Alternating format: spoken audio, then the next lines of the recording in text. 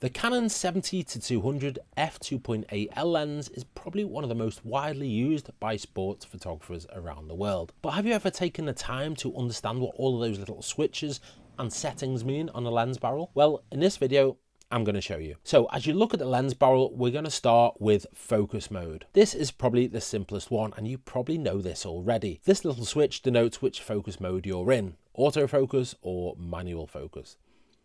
Autofocus allows a lens to focus on the subject for you. So if you're shooting sports, for example, you may focus on a particular player or athlete by ensuring the focus point in your viewfinder is on them and then pressing the button halfway down so that the lens focuses on that subject. You may also hear the lens focus. You should certainly see the image sharpen in your viewfinder when you do this. Manual focus then is just that. It allows you to use a focus ring, which is here, on the lens barrel to focus the subject manually. Focus distance range. This little switch is sometimes a little bit misunderstood. There are two options you can set this at, 1.2 meters to infinity or 2.5 meters to infinity. What this means in practice is that on option 1, the 1.2 meters to infinity, you'll be able to focus on subjects as close as 1.2 meters away from you and beyond. On setting 2, you can focus on subjects from 2.5 meters away from you and beyond. Now, the normal setting to use on this is actually the 2.5 meters to infinity. Supposedly, this can allow you to autofocus quicker and uses less battery.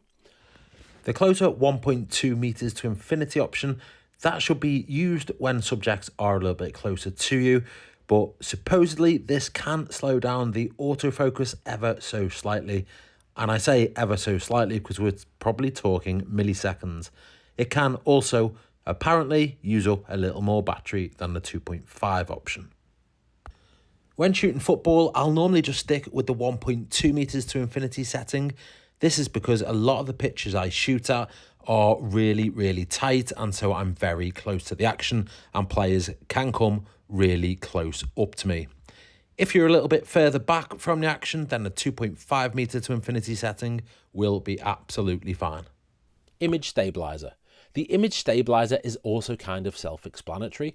When it's turned on, the lens will try to stabilize any camera shake in your shot. The switch is simply on or off.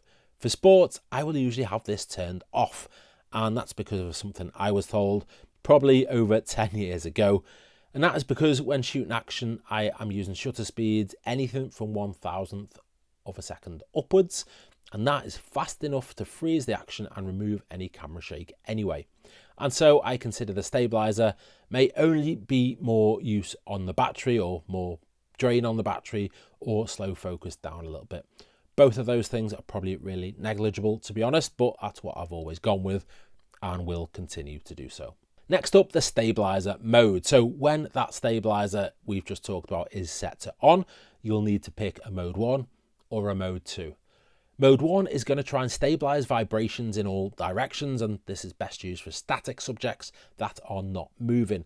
For example, if you're in a setting such as a museum or maybe a press conference where flash photography is not allowed, this mode can help stabilize any camera shake. Mode 2 compensates for vertical camera shake during following shots horizontally, or it can compensate for horizontal camera shake during following shots vertically. So the best use of mode 2 is when you are panning subjects in motion. For any of these modes, the stabilizer kicks in when you press the shutter halfway down. Infinity compensation mark. Ever wondered what this little gauge is for behind that glass window? This is an infinity compensation mark. Now, you might not know this, but fluctuations in temperature can alter how your lens can focus, in that the infinity point for focusing may actually move. When the infinity position is at a normal temperature, you're going to see the vertical line of the L line up with the distance indicator on the distance scale. If you're shooting in manual and the infinity indicator is off, then just look through the viewfinder and focus your image that way. Infrared distance. And finally, these tiny numbers here are the infrared index. Now, I've never had to use or pay any attention to these whatsoever. But if you're using an EOS body that takes film, and more specifically you're using monochrome infrared film, then this is going to correct the focus settings for you. Probably not one that the majority of us will ever need to pay attention to, but that's what it does. And that's it. That was a quick whistle-stop tour of the settings on your Canon L-series 70-200 2.8 lens. Thanks for watching, please subscribe, and I'll see you on the next video.